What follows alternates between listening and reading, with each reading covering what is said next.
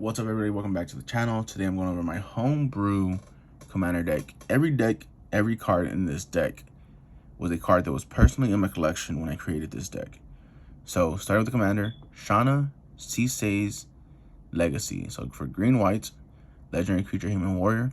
Shanna's Sisay's Legacy can't be the target of abilities your opponents control, and Shanna gets +1/+1 for each creature you control. So this is a lands matter and a token creation deck. So either I get a bunch of lands out and I make big creatures with big mana, or I make a bunch of small creatures, so tokens, and pump Shanna with them. So that being said, here are my 10 favorite cards that I use in the deck. At number 10, a new card to my collection is Wedding Announcement. Wedding Announcement is a 2 and a white for an enchantment. Beginning of your end step, put an invitation counter on Wedding Announcement. If you attacked with 2 or more creatures this turn, draw a card. Otherwise, create a 1/1 white human creature token. Then if Wedding Announcement has 3 or more invitation counters on it, transform it. And this transforms into a enchantment that gives +1/+1 to every creature, I believe. Yeah, creatures control get +1/+1. This is the pre-release one. I got it in my pre-release kit when I went to pre-release. It makes tokens, or if I already have tokens out, I get to draw an extra card. So I think it fit really well in the deck. I wanted to use a lot of newer cards in this deck, so that's why this is in here. I like it a lot. It can either pump your creatures that +1/+1, or you draw a card, or you make tokens. I like it. Really effective. It is number 10 in my 10 favorite cards in my deck. Number 9 is Felidar Retreat. For 3 and a white, you get an enchantment with landfall. Whenever a land enters the battlefield under your control, choose one. First option is create a 2/2 white cat beast creature token. Second option is put a +1/+1 counter on each creature you control. Those creatures gain vigilance until end of turn. So either I'm making tokens to pump Shanna, or I already have a bunch out and I put +1/+1 counters on each creature I control, and they have vigilance until end of the turn.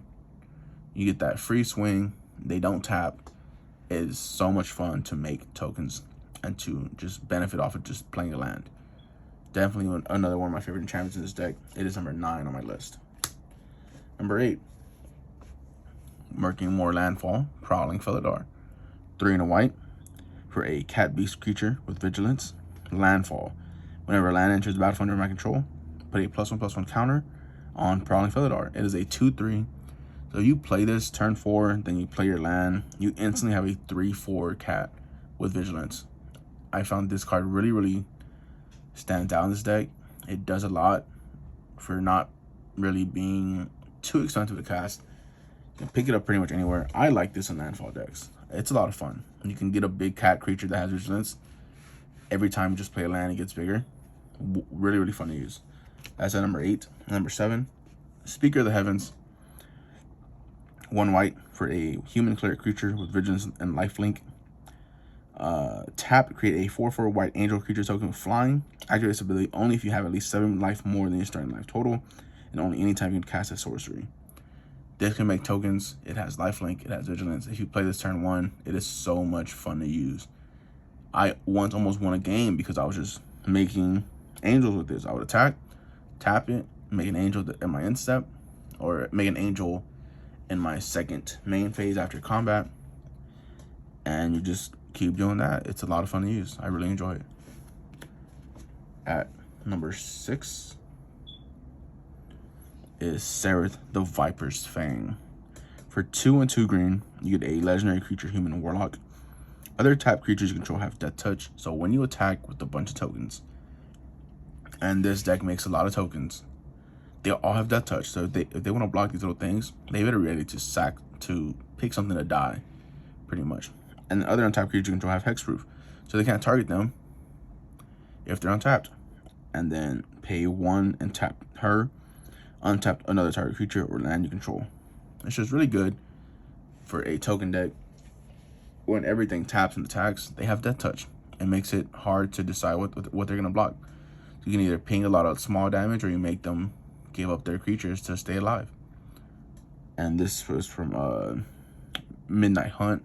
Like I said, I wanted to use a lot of newer cards in this deck, so this is a fun one that I got, and I really enjoy using it. At number 5 is Fierce Empath. This is a card from Double Masters. It is 2 and a green for a elf. It is a 1/1 creature. When Fierce Empath enters the battlefield, you may search your library for a creature card with converted mana cost 6 or greater, reveal it, put it in your hand, then shuffle your library. It is a tutor. It's a creature tutor. You get a big creature, add it to your hand, and green, you should have the lands to cast that creature either pretty much right away or on the very next turn. So a 3-drop that gives you a creature that tutors a creature into your hand that you probably need or probably want. A lot of fun right here. I really, really enjoy this card. Number 4 is Maja Bretagar Protector. It is 2 white, a green, and 2 generic. So pretty expensive mana cost. It is a 5-drop legendary creature human warrior. It's a 2/3. Other creatures you control get +1/+1. So you pumps all those tokens, pumps all your other creatures in your deck. Whenever land enters the battlefield under your control, create a 1/1 white human warrior creature token, and it creates tokens with a landfall effect, essentially. This is exactly what I want in this deck. I enjoy having this deck. I don't think I've played it before, but just the thought of being able to use this card. This is a pretty new deck, by the way. Made it a couple weeks ago, finally finished it. I've play tested it a few times. I've played it with friends. I really enjoy how this deck, how the deck can synergize. So Maja, I think, is a great addition for this deck. Number 3 is Tauren's Fist of the Angels, a card from Crimson Vow. Like I said, a lot of new cards are what I'm using here. It is a white, green, and 1 for a legendary creature human cleric 2/2 with training. Whenever you cast a creature spell, create a 1/1 green and white human soldier creature token with training. So training is when you, I'm pretty sure it's when you attack with a creature with less power, and that creature gets +1/+1. The creature with less power. It's something like that. It's either training or mentor. It's one or the other. It's either if they have less power or more power. But yeah, Torrens makes, he makes tokens. If you cast a creature, he makes a token. Simple as that. I really enjoy using them. A lot of fun. Number 2, Skewed Swarm. How to use this card in this deck. 2 and a green for a insect creature 1/1. Landfall. Whenever a land enters the battlefield under my control, create a 1/1 green insect creature token. You control 6 or more lands, create a token to copy of Skewed Swarm instead. This can get huge out of nowhere. You can just keep on making Skewts, and they keep growing, and they keep growing, and they keep growing, and next thing you know, you have a gigantic army. Shanna just yesterday was about she was, I want to say, at 26 off of Skewed Swarms, human creature tokens, just all kinds of stuff. So yeah, Skewed Swarm, a lot of fun in this deck. It makes just copies of itself, and those copies pump Shanna. A lot of fun. I really enjoy Skewed Swarm. Pick them up if you can. There's a lot of fun in a deck like this. That's token creation, landfall kind of stuff. And at number 1, my favorite card in this deck is Cultivated Colossus. I pulled this in the pre-release. I won my pre-release because of Cultivated Colossus. It is 4 and 3 green, so 7 mana to cast. This plant beast creature with trample. And Cultivated Colossus' power and toughness are each equal to the number of lands you control. So in a landfall deck, you want this out there. When Cultivated Colossus enters the battlefield, you may put a land card from your hand onto the battlefield tapped. If you do, draw a card and repeat this process. So because of this, you can continually ramp. And if you ramp with this stuff out with Prowling Felidar or Felidar Retreat, or Maja that when it lands the battlefield, or Skewed Swarm, you can make your board state absolutely stacked with Cultivated Colossus. I think this fits so well with this deck. I really enjoy using it. It is one of my favorite cards. I'm so glad I pulled it. I've yet to play Cultivator in this deck though. I can't wait to get it out eventually. I can get this out with Fierce Empath and get it to my hand.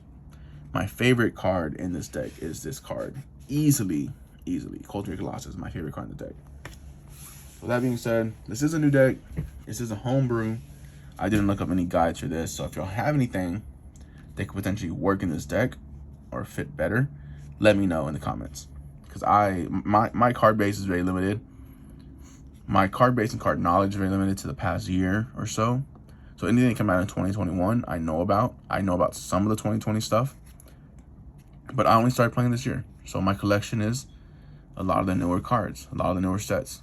So if I have anything that y'all think I should add to this deck, please let me know, and I will look at it. I'll try and add it to the deck, see if it works good. I do want to keep Shanna as a commander, though. I like a small commander that can grow bigger.